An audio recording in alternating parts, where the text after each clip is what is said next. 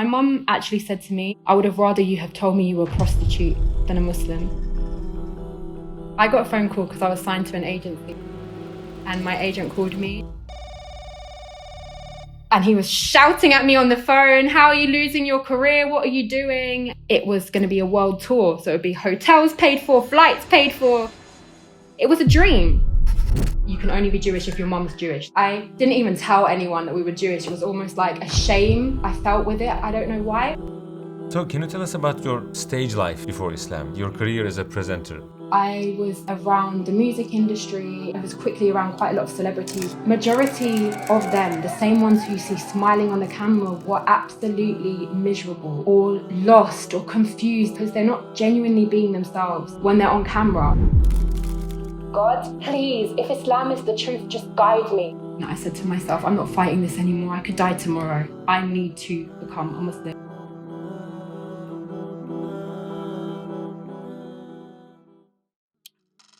If you had just one dua that you're sure that it's going to be accepted, what would that be? My father's really, really unwell right now, so I'm just praying for his guidance, but no. My family are Jewish. My father took his Shahada a few days ago before he passed away. May Allah have mercy on his soul, Ameen. Assalamu Alaikum, Sister Khalila Lister. Thank you for accepting our invitation. We are very happy to have you with us as Eternal Passenger. I want to start with, who is Khalila Lister? Can you tell us briefly about your background? Walaikum salam. I was born in northwest London. I grew up in a house where my family were all in the performing world. My great aunt, she owned and she started up a lot of the theatre companies in the UK. My cousin signed by Sony. Like, this was our life and what I was very much around. So from a very early age, I went to stage school. I was always performing. Then when I became a teenager, I rebelled. I didn't feel like I fit in anywhere and I was probably trying to find myself, and I left home, I left school at 14 and I got in with all different kinds of people. It definitely wasn't a straight journey. It took a long time to get back here. How was your life in regards to faith? What was your beliefs? My family are Jewish. We were not religious at all. And I was really lost. Both my parents are agnostic and they didn't believe in the religion. So we grew up with pork in the house, which is completely un-Jewish. We did Christmas. We really didn't celebrate any religious festivals in the Jewish religion. So I definitely didn't feel an identity as a Jew. And in fact, I didn't even tell anyone that we were Jewish. It was almost like a shame I felt with it. I don't know why. Well, I do now looking into it, but I definitely wasn't proud of that being my heritage for a very long time. But I certainly didn't believe in the Jewish faith. And I did look into Christianity, but I couldn't understand it at all. I couldn't understand how there could be three gods, but one God. I definitely believed in one creator. And I would pray. I think I remember when things were really difficult, when a friend of mine committed suicide and other such really big things in my life, I'd always pray, but I really had no idea who I was praying to. So can you tell us about your stage life before Islam, your career as a presenter?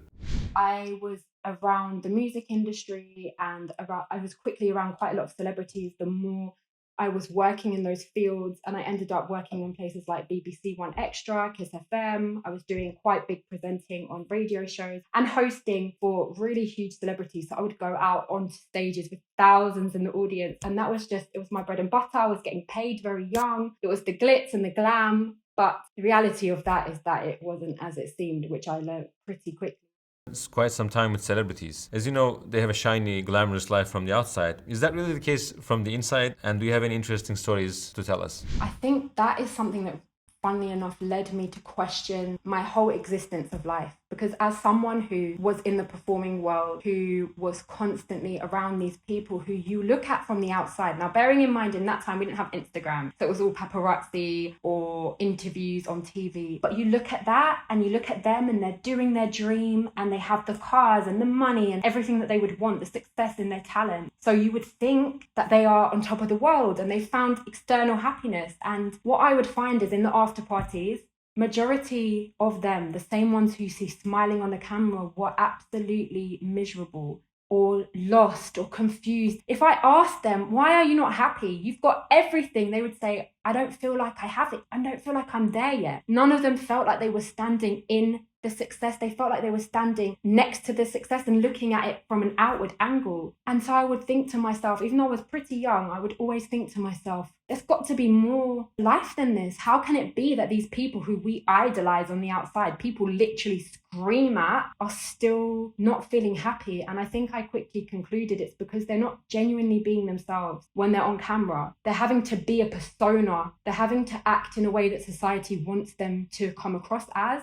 And so internally, they don't feel complete. I remember being at one particular after party, and I'm not going to mention names. I don't think that I would be able to, but there were very big celebrities in the hip hop industry that were really huge. If you walk down the street, people are screaming and taking pictures. And I remember walking through with them, and then they sat down and they'd finished everything. This one particular male celebrity, he almost looked like he'd given up on life. I think I was about 16 at the time, and I just remember he was screaming and telling me the devil was on top of him, and the only person that made the devil go away was me. I mean, my daughter's not that much younger than that, so I was still pretty much a child, and this is a big adult who we look at and we think is so incredible, and he's screaming and they're not in their mind. And I just remember thinking to myself, I don't want this life. You're doing this as an escapism.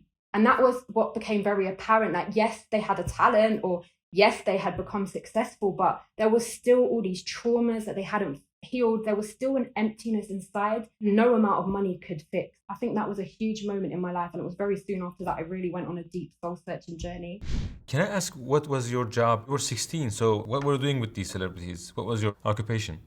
So I have always been really, really good at speaking. So I was picked to host them on stage. So I'd be like, and next up we have, and I would tell their biography and I would say things like this. I was also in event management behind the scenes, helping to, not like a PA, but helping to ensure the events were going smoothly. And that was my role. I was young, but I got recruited in quickly, I think because of my background in stages and my passion. And I was into poetry, which I performed sometimes. So there was a lot of different things that I was doing in that world. I was building. I had more aspirations that I wanted to get to that I was building in at the time. What was the thing that made you question your beliefs? You said that you were impacted by this individual. And was it an event or a thought, and when was it?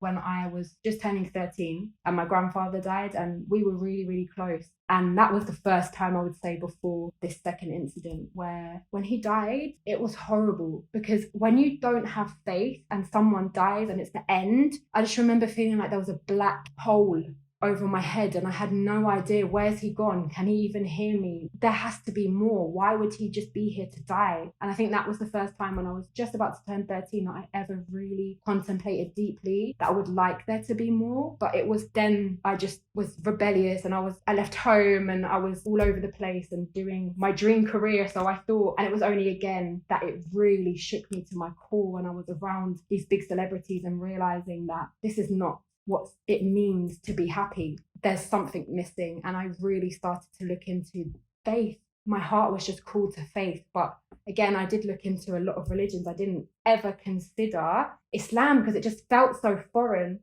How did you first hear about Islam? How was your first exposure to Islam?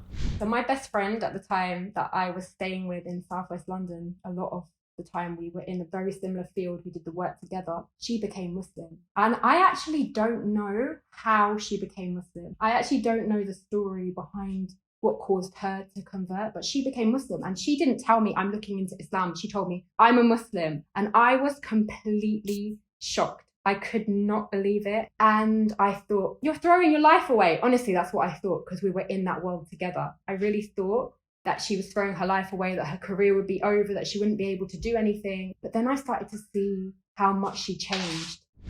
So what was the thing that really compelled you to consider Islam? What was the thing that made you this understanding and belief? This might be the right religion for me.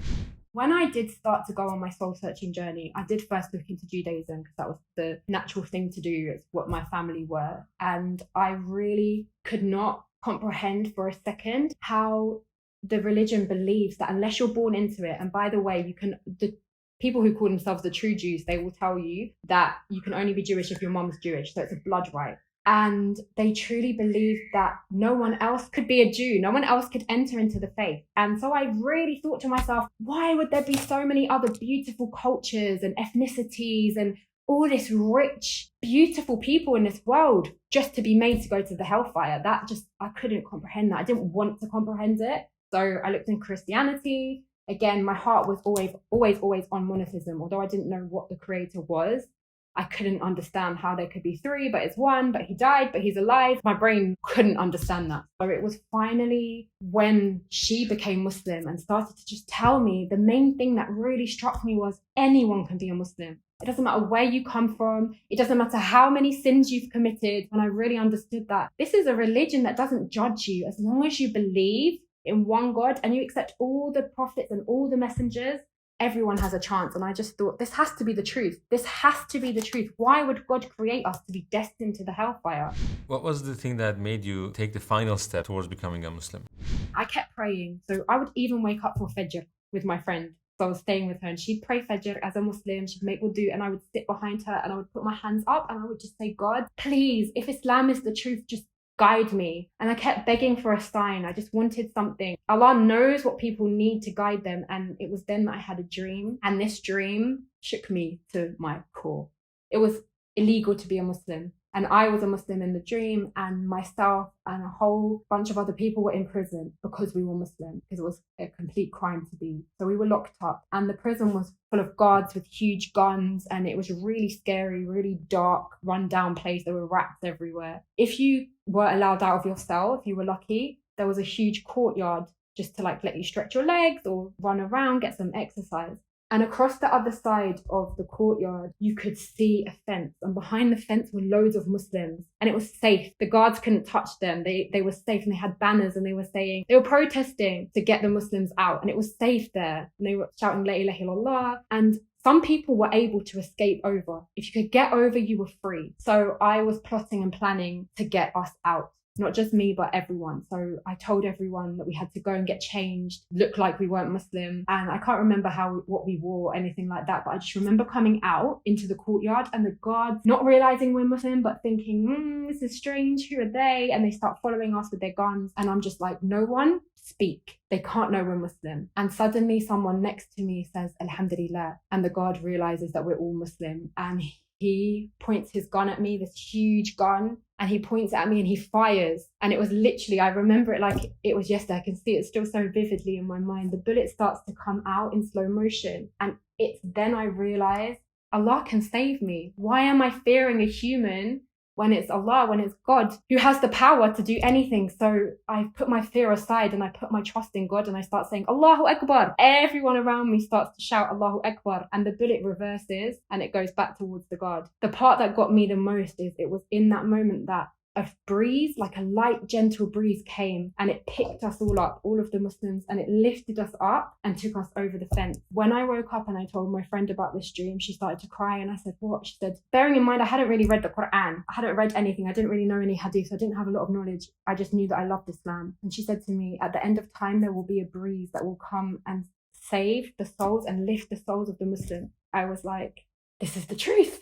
I really understood the depth of this dream that I said to myself, I'm not fighting this anymore. I could die tomorrow. I need to become a Muslim. And I don't even think it was a week before I took my Shahada. How did you take your Shahada? Did you go to a mosque? How did that happen and how did you feel? I went to Baker Street Station and I got off the train and I went through the ticket barriers, and I remember these three sisters standing there with big flowers, and they had my first ever headscarf. They helped me put on a headscarf and they walked me down to Regent's Park Mosque, Baker Street Masjid, which is the big, beautiful mosque in central London. And I went downstairs into the Imam's office and he told me to repeat after him, and that's when I took my Shahada. I felt like I was born again. I felt like every sin, every experience was just lifted away and I had a fresh sheet. I felt scared because I didn't know how I was going to continue, what I was going to do, where I was going to go, how my family would take it. And I also felt scared because the Imam asked me the 6 pillars of Iman when I took my Shahada, and I had no idea what that was. So I felt like, oh my God, I can't be a Muslim. But he explained to me something that has stuck with me since that day, which is 17 years ago. And he said, even if you put your finger in the ocean, the knowledge on that drip is nothing compared to the whole ocean of knowledge that you'll need to learn for the rest of your life. You can never stop learning. It's always going to be a journey of learning. We know nothing. Allah's knowledge is so vast. How did your family and the people around you react to your conversion to Islam? That my sister, who was 14 at the time, 1 month after I took my Shahada, she took hers. MashaAllah, tabarakallah. So I actually gave her a book called The Illustrated Guide to Islam, which explains the science behind Islam. I'm more of an emotional soul and she's more of a logical one. That really helped her to understand that these miracles were there before science. So she took her Shahada, but she was very young. So I had to tell my mom that I was Muslim. My mom actually said to me, she cried so much and she said to me, I would have rather you have told me you were a prostitute than a Muslim. And I couldn't believe that she would have this view on Islam. Obviously, the reality is that my family still hold on to that, the larger family. So a lot of them, me being a Muslim, is a huge shock. But for my actual family, we didn't grow up with a strong sense of faith. After your Shahada, you received a job offer from the owner of $1 million record company. What was your answer and what influenced that decision? Yeah, I got a phone call because I was signed to an agency. And my agent called me and he said, "You've made it." I said, "I've made what?" He said, "You've done it. You've got the job. The long hours in the studio, the rehearsing, they've selected you." And I mean, there were hundreds of people who'd applied for this job and I was chosen, and it was going to be to tour and host this huge celebrity and to go on before and after his performance and really hype up the crowd and talk to the crowd. And I'd be able to speak some poetry that I did. And it was going to be a world tour. So it would be hotels paid for, flights paid for. It was a dream. I was so excited and I couldn't believe it. And then suddenly I remembered, Alhamdulillah, I'm a Muslim. Yeah, I said to him, I can't do it. And he was shouting at me on the phone, "How are you losing your career? What are you doing?" And I just knew I couldn't. But I really had no idea at the time how I could continue using my voice as a Muslim. So I really stopped everything from that day for a very long time before I understood how I could start speaking up again. But this time, Alhamdulillah, as a Muslim woman.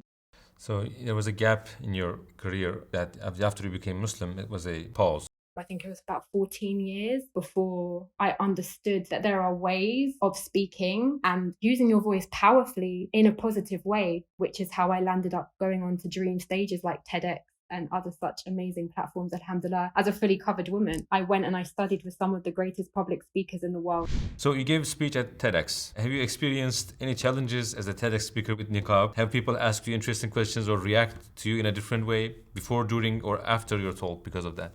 So my TEDx was with a white male, non-Muslim, in Santa Barbara, California. And he said to me, "I've never had the opportunity to have a conversation with a Muslim woman before." So I don't think the area that he was in was very multicultural. At least there weren't many Muslims. So this was the first opportunity for him. And that TEDx that I spoke on, that I was at, it was an interview with him. There was also a producer who worked in Hollywood and a lot of high to-dos in this industry. And I think they came in with some preconceptions towards Islam because he asked me, "How do your community feel about you speaking? How do they feel about you coming on here?" And he was really shocked when I told him that Khadija was an entrepreneur. She was a businesswoman and we look up to her and we love her. And it was amazing. She was a strong woman. And he was just he let out an almost shocked laugh because he was so in shock that we had this woman married to our prophet who was a businesswoman. And I have encountered that with a lot of people who've heard my TEDx and messaged me and said, "This has really changed my perception." And to be able to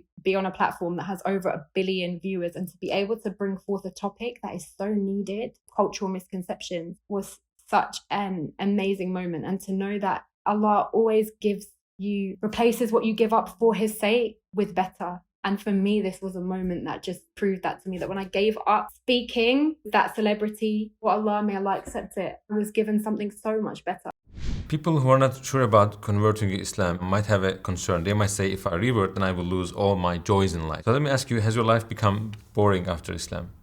We might think about going out and going to parties or whatever it is, but I can honestly tell you that in those days, they were some of the darkest moments of my life. Despite outwardly it being so beautiful, it really, really isn't, because you feel so empty. And yet now, even in the hardest trials, even when I lost my marriages and I didn't know how I was going to feed my children and I was in really, really dire difficult situations, it's guidance that keeps your heart alive. There's nothing that can replace the happiness of Iman. There's nothing that could compare to it. So yes, it's always going to be a struggle. This life is a test, but true happiness is in Iman and nothing can compare to it in freedom of the Western world. Share us a moment that you felt really you had this strong connection with Allah when you prayed, in those difficult times. When you're a single mom, it's really, really scary. You have the idea that you'll never be able to get anywhere as a covered woman. You have this perception that a broken home means broken children. And I would cry to Allah because I knew that I had to get out of those marriages and bi'idhnillah for Allah's sake. And I would pray to Allah to give me strength and to bless my children. If you had just one dua that you're sure that is going to be accepted, what would that be? My father's really, really unwell right now, so I'm just praying for his guidance, but no. And to me and my family and my loved ones into Jannah. I mean, that's it. I don't want to make dua for this life. This life is but a test, it's short. My dua would be, especially with what I'm going through with my father, and I really understand it now, how much we just want to meet our loved ones in paradise. This is Khalila Lister. Thank you so much for your answers, and we learned a lot from your life. I mean, Jazakallah khair so much for having me on this channel and all your amazing work that you do to put forward a needed message in times where it's not heard enough.